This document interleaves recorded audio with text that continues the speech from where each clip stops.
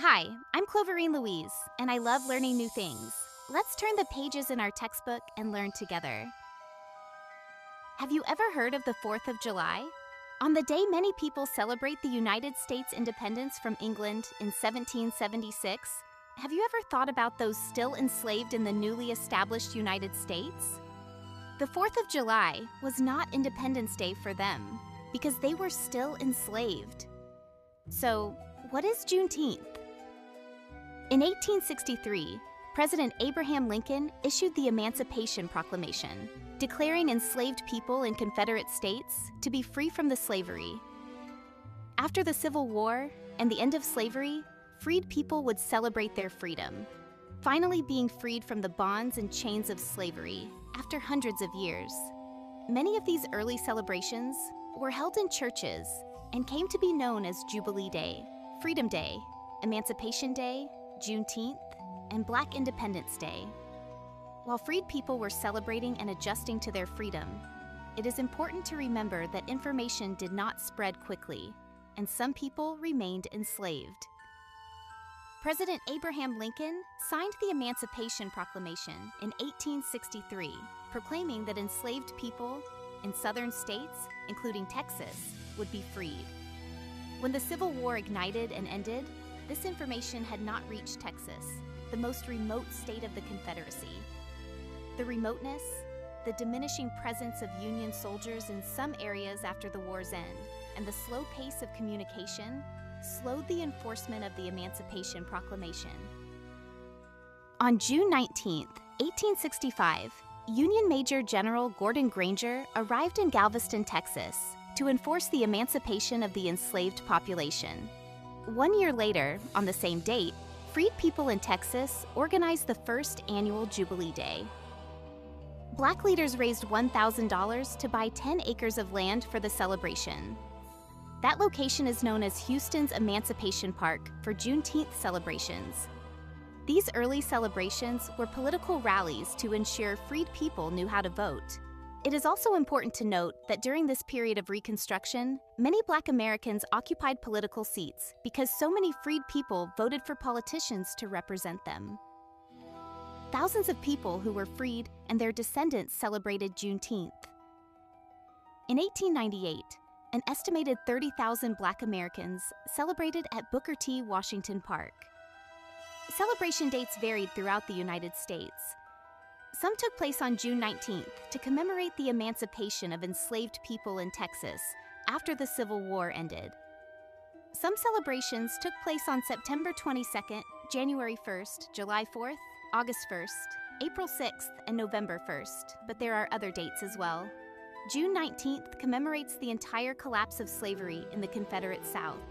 That specific date is remembered even today. What contributed to the decline of Juneteenth celebrations? The end of Reconstruction led Southern whites to reinstate a hierarchy system that resembled slavery. As a result of voting blocks, the beginning of polling taxes, and impossible voting testing, Black politicians were voted out of office. The voting blocks contributed to the rise of political and economic disenfranchisement through the rise of Jim Crow and de facto discrimination laws that excluded Black Americans from political processes, limited job opportunities, a systematic unequal wage and economic system, and validated de facto discrimination. In the early 20th century, economic and political shifts contributed to a decline in widespread Juneteenth celebrations. As Reconstruction ended and the former Confederacy enforced Jim Crow laws and de facto segregation, new state constitutions and amendments disenfranchised Black Americans, including revoking and excluding them from the political process. As a result, legislatures began to experience a blanket of white political dominance, with white state legislatures passing Jim Crow laws, white police officers, sheriffs, and judges reigning in waves, ignoring the racist violence inflicted on Black Americans, including mass lynching, abductions, assaults, and harassment from whites.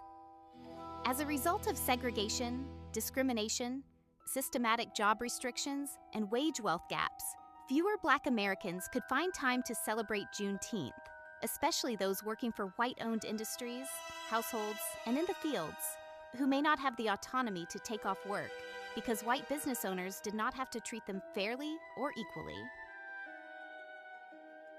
Additionally, as time passed, some Black Americans felt disconnected from slavery. Some were ashamed that their family could be traced back to the institution.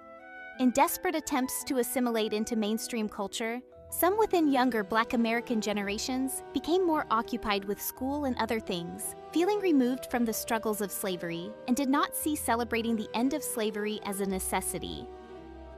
The 1960s are often associated with the Civil Rights Movement. It is important to note that Black Americans have been organizing and fighting for civil rights long before the 1960s, including many of the activists recognized for their activism in the 1960s. The 1960s were the height of the Civil Rights Movement, or the Black freedom struggle, not the beginning. As a result of intensified efforts, goals, and political collaborations of civil rights activists in the 1960s, Juneteenth celebrations declined because widespread focus was on the expansion of rights. However, the holiday was still celebrated in Texas, which makes sense because Texas was the focal location, an extraordinary act because Black Americans experienced so much widespread violence and inequality, including in Texas. Still, they made sure to recognize and celebrate their freedom. However, the 1960s saw Black Americans connecting their struggles with the end of slavery and how white people utilized newer methods to disenfranchise Black people after the institution of slavery and the Confederacy's defeat in the Civil War. In Atlanta, some activists and demonstrators wore Juneteenth buttons as they marched, protested, and demanded equality. In 1965, scholar Ralph Ellison wrote a short story entitled Juneteenth, published in the Quarterly Review of Literature, only an excerpt from his novel of the same title. His work contributed to increasing the widespread attention of the holiday. In 1968, Reverend Ralph Abernathy, one of the pivotal members of the Southern Christian Leadership Conference, designated June 19th as the Solidarity Day of the Poor People's Campaign. Other mass celebrations took place in Minneapolis, Milwaukee, and other areas of the United States.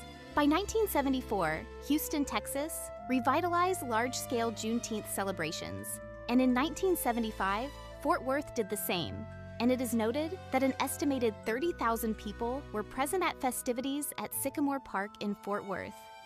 By 1978, it was reported that a Milwaukee celebration had over 100,000 people, and by 1979, the Texas legislature made Juneteenth a state holiday. Still, more effort was needed so Juneteenth would be widely recognized and respected.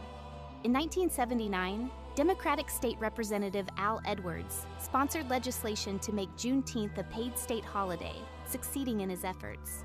He also hosted a prayer breakfast and a celebration at the Ashton Villa, which was built in 1859 and is believed by some to be the location of Major General Granger's order. Still, this location is not confirmed, but has become a part of a long-time local legend. Texas was the first state to establish Juneteenth, and nearly 2 decades later, all states except South Dakota recognized the holiday. By 1974, Houston, Texas, revitalized large-scale Juneteenth celebrations, and in 1975, Fort Worth did the same. And it is noted that an estimated 30,000 people were present at festivities at Sycamore Park in Fort Worth. By 1978, it was reported that a Milwaukee celebration had over 100,000 people, and by 1979, the Texas legislature made Juneteenth a state holiday. Still, more effort was needed so Juneteenth would be widely recognized and respected. In 1979, Democratic State Representative Al Edwards sponsored legislation to make Juneteenth a paid state holiday, succeeding in his efforts. He also hosted a prayer breakfast and a celebration at the Ashton Villa, which was built in 1859 and is believed by some to be the location of Major General Granger's order. Still, this location is not confirmed, but has become a part of a long-time local legend. Texas was the first state to establish Juneteenth, and nearly 2 decades later, all states except South Dakota recognized the holiday. In 1991, the Anacostia Community Museum included an exhibition titled Juneteenth '91 – Freedom Revisited. In 1994, community leaders in New Orleans organized at Christian Unity Baptist Church to create a national celebration of Juneteenth. There were even international celebrations of the holiday conducted by expatriates and U.S. military members on bases throughout the world and in European cities, including Paris. In 1996, U.S. Congresswoman Barbara Rose Collins sponsored the first federal legislation to recognize Juneteenth Independence Day. And in 1997, Congress recognized the day through Senate Joint Resolution 11 and House Joint Resolution 56. It would not be until 2013 that the U.S. Senate passed Senate Resolution 175, which acknowledged Lula Briggs Galloway. She was the president of the National Association of Juneteenth Lineage, who had passed away and worked hard to ensure national recognition of Juneteenth Independence Day. Still, Juneteenth was not a federal holiday. The U.S. federal government hadn't fully acknowledged not only the holiday, but the fact that an institution of slavery, which enslaved millions of people for hundreds of years, was invalid, demolished, and abolished, and should be acknowledged, just like the 4th of July. In 1999, Ralph Ellison's novel Juneteenth was published after his death, further increasing recognition of the holiday. In 2006, 200 cities in the United States celebrated the holiday, but what about the U.S. government? The most powerful entity of the United States is the Republic, which is supposed to uphold democracy, the very country that enslaved Black people, whose descendants still struggle and experience inequities.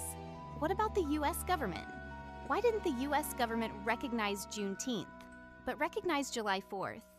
Does it make sense to celebrate the independence of America from England when millions living within the nation continue to be enslaved, slaveholding politicians who took part in the horrid institution of slavery? And it is not as simple as them having slaves, but the abuses, harassments, family separations, experiments, and dehumanization. Still, the U.S. government had not recognized Juneteenth, and simple recognition and a day off is not all that was demanded. The true equal treatment that a democracy, the U.S. Constitution, and the Declaration of Independence commanded. Even TV shows like Atlanta and Blackish recognized the holiday, and later a film entitled Miss Juneteenth would bear the holiday's name and highlight African American women, showcasing their determination to overcome and succeed in a continually divided, socioeconomically unequal nation. By 2018, Apple added Juneteenth to its calendars as an official U.S. holiday. Private companies recognized the day, paid employees, and gave them a day off for celebration, reflection, or a moment of silence. Colleges also began recognizing the holiday. Remember, a holiday is not all that the descendants of enslaved people seek. It is not simply a holiday, but justice, a removal of systemic and de jure obstacles that persist, and recognition and enforcement of the American values within the definitions of democracy, republic, the U.S. Constitution, and the Declaration of Independence by the same federal government that Black Americans pay taxes to, just like everyone else. Continual activists continued to push Congress to officially recognize Juneteenth. Several organizations were established, including the National Juneteenth Observance Foundation. In 2016, 45 U.S. states recognized Juneteenth, and activist Opal Lee, also known as the grandmother of Juneteenth, spent decades campaigning to make Juneteenth a federal holiday, even walking and marching in several states to achieve that goal. She led a march from Fort Worth, Texas, to Washington, D.C., commanding the U.S. government to finally recognize the day, the people, and the descendants of the enslaved, whose freedom should be recognized and celebrated, just like the 4th of July. The independence from slavery within a nation that was already celebrating independence. On June 17, 2021, President Joe Biden signed the bill to make Juneteenth a federal holiday. But the recognition does not stop there. Inequality still persists, systemically and through plain practice, but it will not break the spirit or strength of those fighting against the very inequality they face. Have you heard of Juneteenth before this video? Let me know in the comments. I'd love to hear from you.